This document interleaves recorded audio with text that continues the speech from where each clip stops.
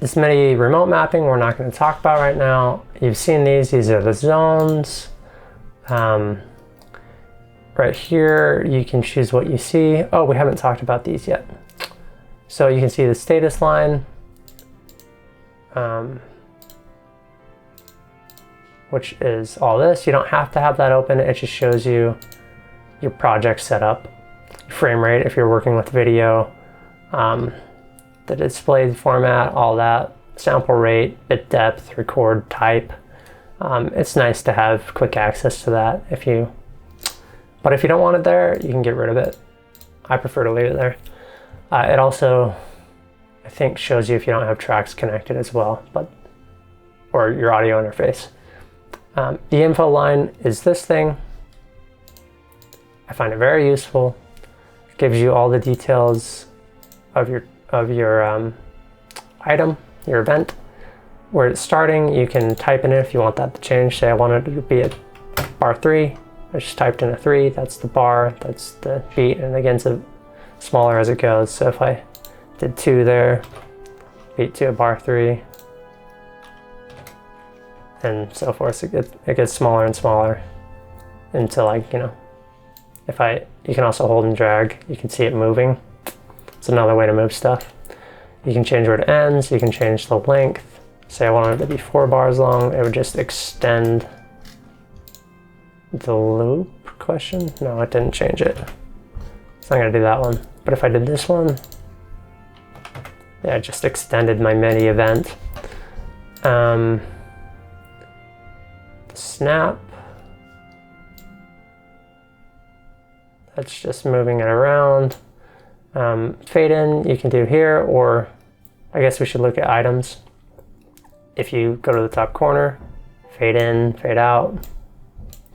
If you go here, you can loop, you can repeat it. This normally drags the length. You can go wider than, like if I'm up here, in and out. I guess on audio you can't go further, but on Midi you can. But you can move that in and out. This is the volume of the item. So you can make it louder than normal. But 0 dB is where it started.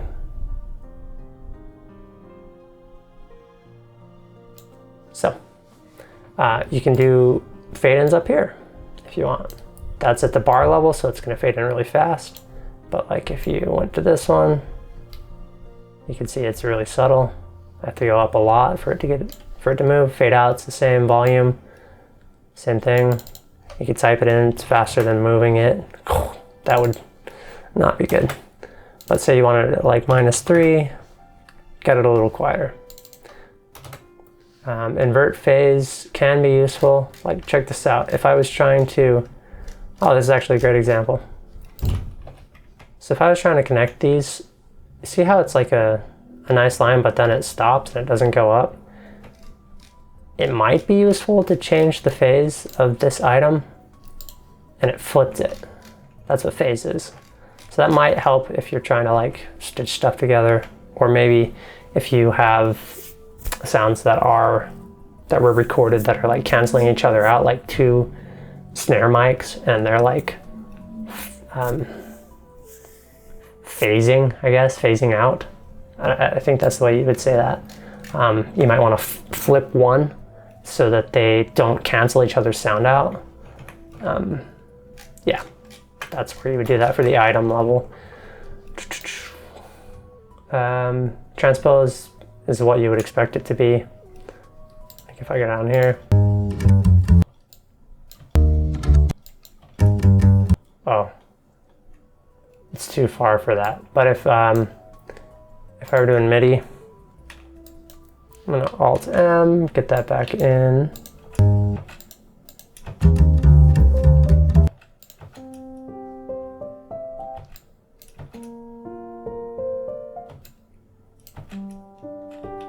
So you can transpose there. I almost never do. I always go in here and change the notes. You can change the velocity here. I never do, but if you go all the way down, It's nothing. You can also go above. I prefer to do my velocity editing inside. But that could be useful if you're trying to get a whole thing a little bit louder and you're just wanting to work quick. Especially if it was an event, like maybe your whole track was the right volume, but a certain event was too loud, that'd be a good place to change it. Quick and easy.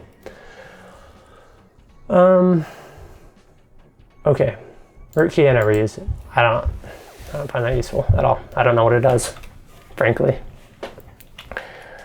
Okay, so let's talk about this bottom bit here. Constrain delay compensation. That is a cool feature. If you, in the previous videos, we talked about latency when recording, and how maybe if you have a bunch of plugins, like some stuff that has to look ahead, maybe like a limiter or perhaps a compressor, or maybe some really in-depth reverbs or delays it might choose as well. Essentially, if you have those and you're trying to record, it's going to add delay to the track, and it's going to be hard to play in time. It's going to add latency. What this does is it temporarily turns off those effects. It says, oh, I see that those are causing an issue. I'm going to turn those off for a sec. Let me show you what it looks like. So say I was trying to record something in this audio one. I'm going to open the mixer with F3. I'm going to insert a few things. Let's do Pro C2. So this is a compressor. Let's do a reverb.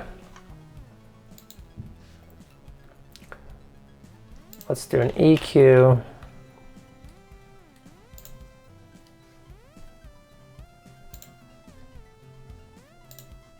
I'm going to leave that open for a sec. You'll see why.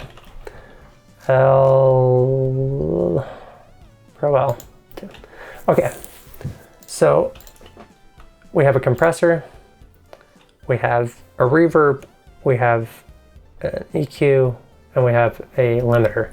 Now, we'll talk about those in detail another time, and you wouldn't put them in that order, or even put a reverb on the track most of the time, but I just wanted to show you. If you click this constrain delay, is that what it's called?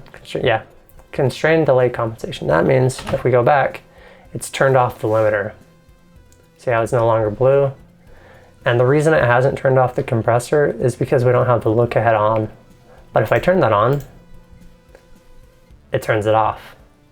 See that? I might have to click that on and off for it to realize that it's okay now. But yeah, so you see it's back on, turns it off.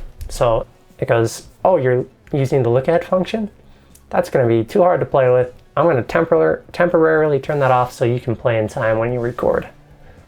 So yeah, it could be useful if you're having trouble playing in time, if you're hitting latency and your buffer size is already as low as you can get it.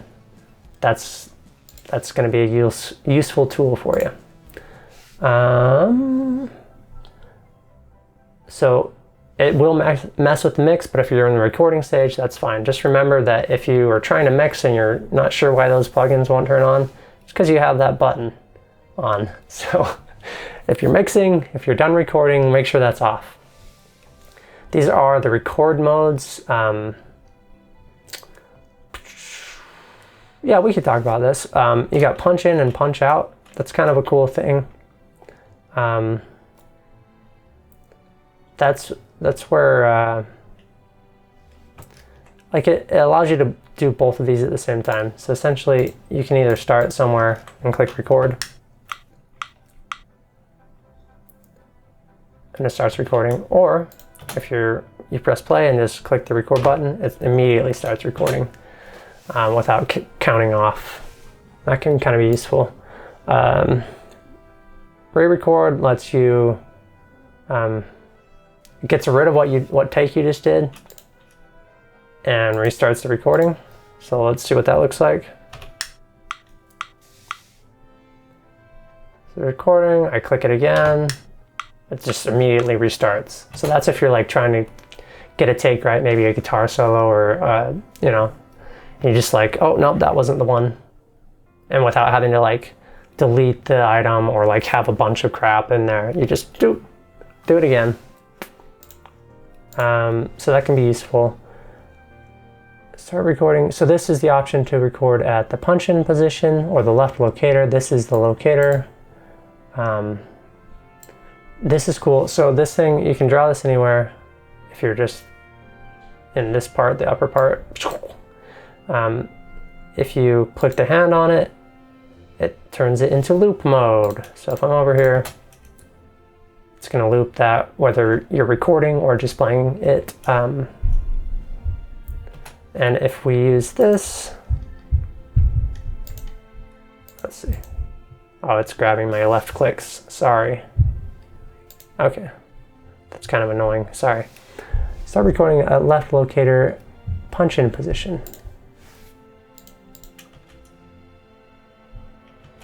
That did not work how I thought. Oh, that's this.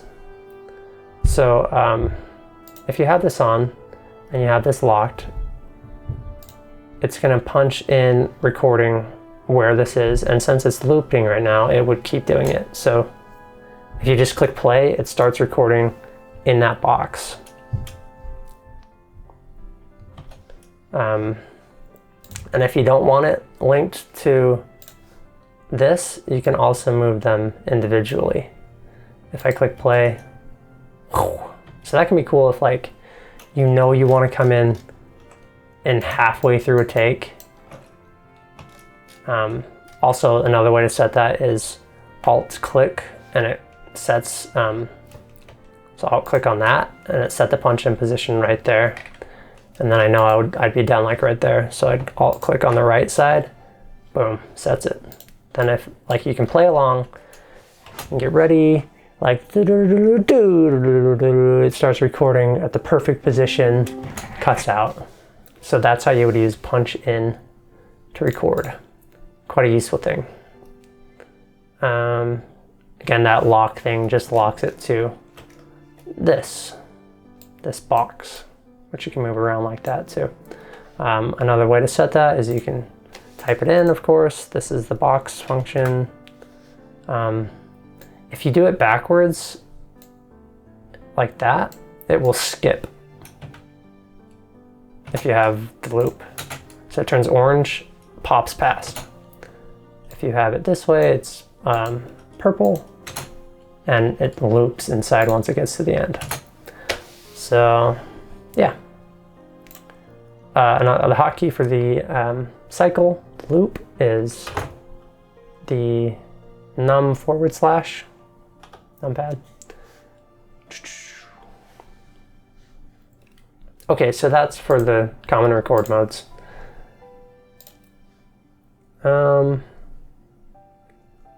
This is the audio record modes. You can keep your history, which creates a new event. So if I record right here, same place, see how it's got like this mesh? What you can do to see both of those is show lanes, and then it shows both the takes. That's what it means by keep the record history. And that's where comping would come in useful.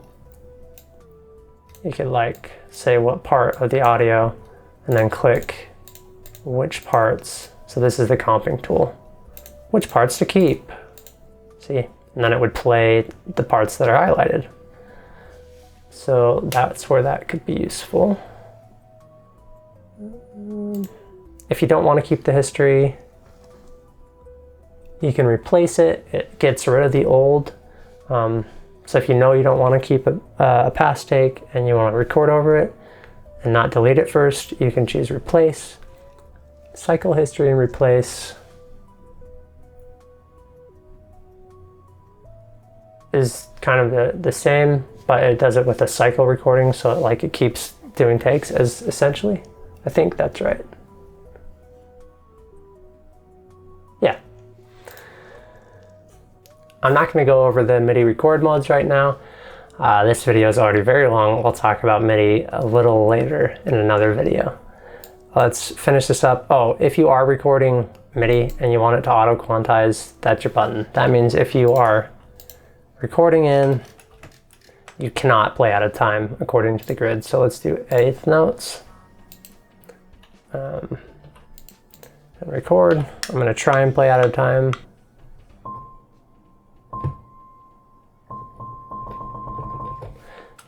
It just goes on the grid. Automatic quantize. That's all it is. To get around, I like to use spacebar to play, and the asterisk or star on the keypad to record, the / to loop. Yeah, if you pull this out, you can see more options. I don't really find them useful. It's fast forwarding. We'll talk about markers in another video. This is another place for retrospective record. I might have already talked about that. If you're just playing around, you click space, you forgot to record, you can go here. It inserts what you just played, which is such a cool feature. Lastly, these couple things. The primary time format, right now it's showing bars and beats. We're on bar 20, beat 2, the third part of beat 2, I guess the third, this being 1, 2, 3, 4, the 16th notes, yeah. If I was a little bit ahead of that, I turn off the grid. It shows you the last bit between the beats. You can have that show a secondary time. So like right now, it'd be showing seconds. We're on the 48th second, so it could be useful if you want that. Or you can just change it here. Timecode and samples, FPS, I find less useful. Timecode would be useful maybe if you're recording to video. It changes up here. It's going to show you, I think, seconds and then frames.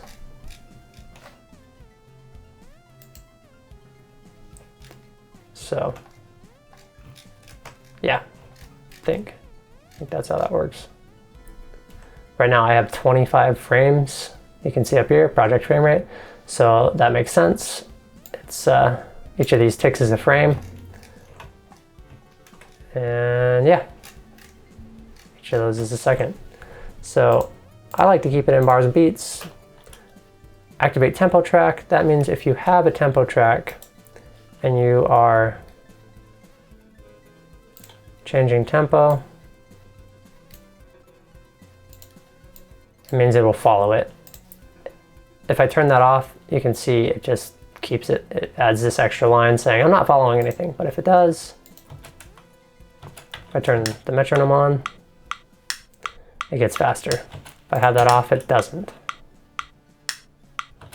That's the metronome, or the tempo. That's the time signature. There's also a channel for that. We'll talk about that later. You can change it if you want.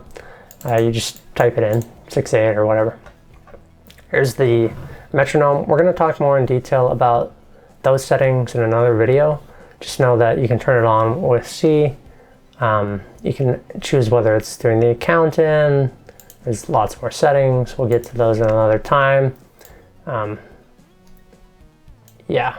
This is your MIDI activity, your audio activity, and of course you can add stuff down here as well. Last thing, or maybe two things. There's a cool way to divide your track list so that if you always want a certain track on top, it'll stay there, even if you have, let's quickly add 50 MIDI channels. If you're like way down here, you're gonna see tempo always.